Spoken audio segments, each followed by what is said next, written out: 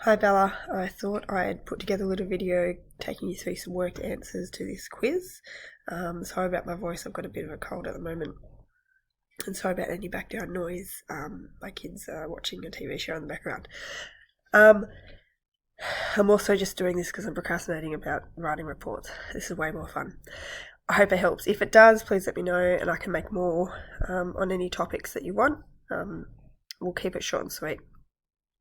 Okay, so question 1. This ball is going off this table at this velocity. We need to figure out what will affect the horizontal distance travelled by the ball.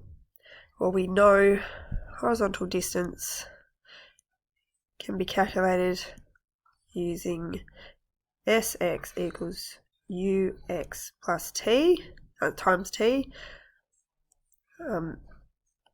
plus a half at squared, where a equals 0, and we can cancel that bit out. So we know it's dependent on the velocity. If we want to find time, we need to know how long it's to find the time it takes in the air. We need to know how far it's travelling down in this y direction. Okay, so the two components that affect our horizontal distance are going to be the initial velocity and how far it's travelling down. You should also know that mass doesn't affect how fast something accelerates. Everything accelerates at 9.8 meters per second when we ignore air resistance, so the answer is A. Question 2. Golf ball is hit at 50 degrees. Underline the horizontal with a horizontal speed of 45 meters per second. Ball is in the air for a time of 2.8 seconds. So we're just going to write down all our values over here. What do we have? Oh, it's not a horizontal velocity, sorry. It's just a velocity. And we're going to time 2.8 seconds.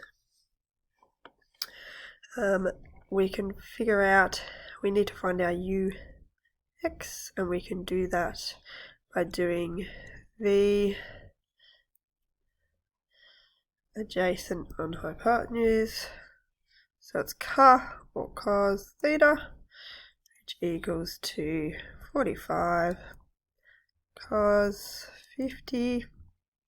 Plug that into a calculator and you should get 28.9 meters per second. Now we've got that, we can use our range because we're finding horizontal distance like what we did before. Sx equals Ux t plus a half at squared. We don't need the half at squared because the a is 0, so we should get 28.9 times 2.8. Plug that into a calculator and that should get us 81 meters. A ball is hit upward at an angle and travels along a parabolic arc before it hits the ground, which the following is true. The velocity of the ball is 0 when it hits its highest point. The velocity of the ball in the y direction equals 0, so Vy equals 0, but not the total velocity. It still has velocity in the x, so no. The acceleration of the ball is 0 when the ball hits its highest point. No, the acceleration remains constant in the y at 9.8, so no. The velocity of the ball is maximum when the ball is at its highest point. Well, we know that's incorrect. The velocity, the x component of the ball's velocity is the same throughout the ball's flight. Yes, that means that D. The x component of the ball's velocity remains constant throughout the flight. A ball rolls off a horizontal cliff at 12 meters per second. How far will it have fallen vertically when it reaches a speed of 18 meters per second? Okay, so I don't have an angle or anything, but what I can do is I can draw a triangle here, and I can call this 18 This one's 12, obviously, and I'll find the y component here, the vy component, using Pythagoras theorem. So I can say that 18 squared equals 12 squared plus vy squared, for example.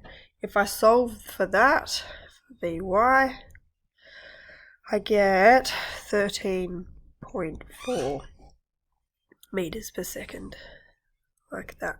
I can then use that in my v squared equals u squared plus 2as to find the sy, which is what we're looking for, that how far it's fallen down. We're going to use this this value here for our final velocity in the y.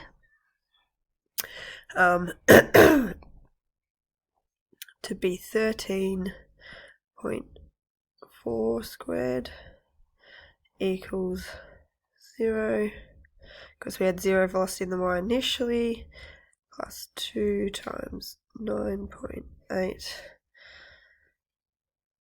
times sy. If I solve for sy, I should end up with 19.2 meters. Okay, let's do the short answer. Group of students studying projectile motion carried out an investigation to find the launch angle that gives maximum range. We did this with our Nerf guns at the end of last year. I don't know if you remember that. This is equipment and the setup. Now, independent variable is a thing that we change, that the person changes to compare the difference between. So the thing that they're constantly changing in this one is the launch angle. So they're comparing how different launch angles affect the range. So the thing that they're changing to compare between is their launch angle. The thing they're measuring is their dependent variable. So what they're measuring here is the maximum range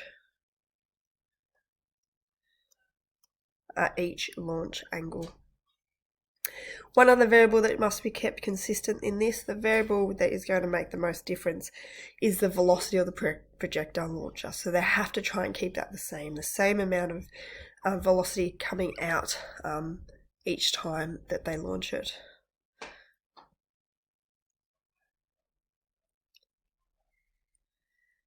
There could be other things in there that you could add to, but that is the most obvious one. How could you change this investigation to improve the reliability of the data? Reliability of data is all about getting consistent results, getting the same result every single time you do the test. So you need to increase the number of trials you do.